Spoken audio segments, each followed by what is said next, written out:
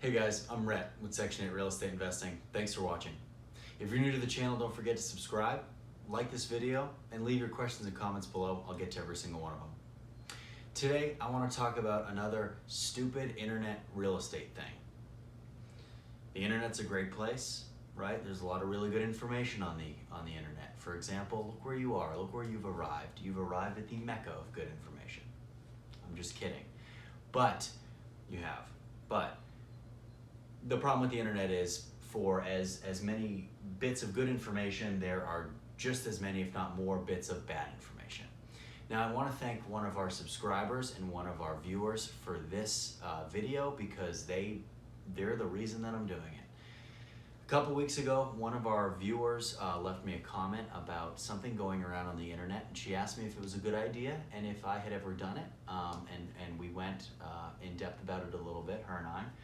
And the question was, if you are screening a tenant to move into one of your rental properties, during that due diligence phase on your end, should you go to their home and walk through it to see if they'll be a good tenant? Because if they are taking care of the current home that they're in, they'll take care of your home, right? That was the question. It's a great question, and it's going around the internet that as a landlord, that's what you should do. And I will sit here and tell you that I personally think that is one of the worst ideas I have ever heard. And I'll tell you why. And I want to thank that viewer for that question because it's fantastic. And if it just helps one of you out there, it's a success.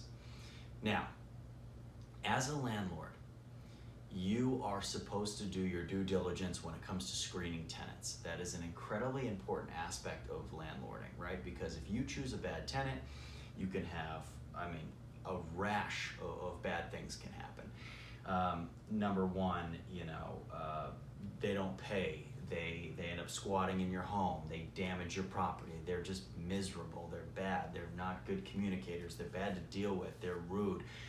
The list goes on and on and on. Now, that's why I always suggest background checks to prospective tenants, credit reports, credit checks on prospective tenants, right?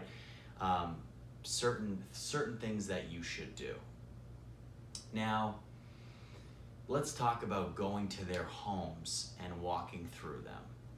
I'm gonna talk about this in the number one thing that comes to my mind is I don't want to go to your house.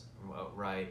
I don't want to go. Your credit report for me and your background are enough. That's all that I need to see. If you have if your background report is clean and doesn't look shady, and if your credit report's good and I think you can afford the home, some of you out there like to see W-2s, tax returns, and that's fine. But if the credit report's good and the background check's good and I think you're gonna be able to afford the rent, that's really all that I need. Going to someone's home and walking through it and then not choosing them, you just don't wanna open yourself up to that, right? You go into someone's home, you're viewing them as a prospective tenant, and then you say, oh no, sorry, you're not gonna move in here. The biggest thing to me is it's a colossal, I was gonna say gigantic, I guess it's gigantic, but it's also a colossal waste of time, right? Where is my time best suited? I can tell you straight up that my time is not best suited walking through someone's home to see if they treat their home in a manner that would be similar to how they treat mine, because regardless of how they treated their home, they might treat my home the same, worse, better, you don't know. So it's different than calling previous landlords and saying, hey, have you had this person before, right? Did they treat it good, right? You're going into their personal space. I don't want to go into their personal space, number one. Number two, I look at it as when someone moves into one of my properties, it's theirs, right? It is their property. They're legally, I can't even go there without asking permission and giving them notice, right?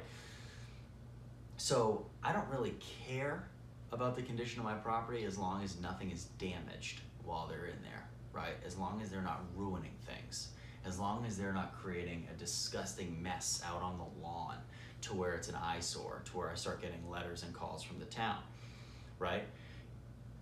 If you are a landlord out there that thinks it's a good idea to go to prospective tenants' homes to walk through them, I urge you, do a drive-by. That should be enough. You don't need to go into the home. You don't need to go into someone's, sanctuary, and then you don't have to worry about going into their home and then feeling awkward and telling them, hey, we chose somebody else. Don't do it. Don't do it at all. Please, please, please. Do a drive-by if you feel like you have to. If it's clean outside, if the yard's manicured, if everything's in shape, if doors are still attached, right? If light bulbs are still screwed in outside and there's no broken windows or anything glaring and there's not a car parked on the lawn and toys thrown about the yard and a big pile of brush and trash and junk in the yard, you're probably going to be fine when it comes to how they're going to take care of your property. So really that's all you need to do. Now, this is also a nice thing of having a property management company, right?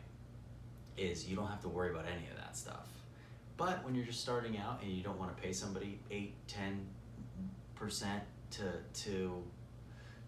collect your rent every single month, and vet your prospective tenants, this is something that you have to do. Or maybe you just you enjoy it. You like the due diligence part. You like the background checks. You like speaking to prospective tenants. So when it comes to prospective tenant home walkthroughs, guys, don't do it. Change it to prospective tenant drive-bys if you must, which I've never done and I wouldn't do. But everyone's different. But this is a stupid internet real estate thing, and there are a million of them, okay? So if you have the urge and you feel like you have to, just do a drive-by. For the love of God, don't go in anybody's house, okay? Especially with COVID and all the weird stuff going on, just don't do it. Okay, it's kind of gross. Guys, thanks for watching. You guys are the best. Questions, comments, leave them below. I look forward to hearing from all of you. Talk to you soon.